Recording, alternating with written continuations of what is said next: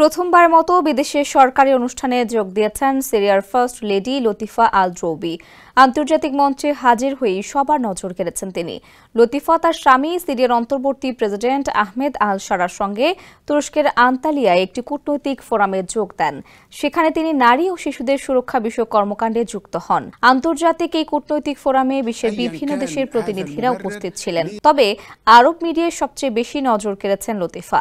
আগে খুব একটা জনসম্মুখে আসতেন না তিনি। এছাড়া বেশিরভাগ সময় বোরকা পরে থাকতেই দেখা যেত তাকে। তবে তুরস্কের এই ফোরামে লতিফাকে তুর্কি বোরকা ও হিজাব পরতে দেখা গেছে। তুরস্কের প্রেসিডেন্ট রিসেপ তাইয়েপ এরদোয়ানের স্ত্রী এমিনি এরদোয়ানও এ ধরনের পোশাক পরে থাকেন। সফরে এমিনির সঙ্গে সাক্ষাৎ করেন লতিফা।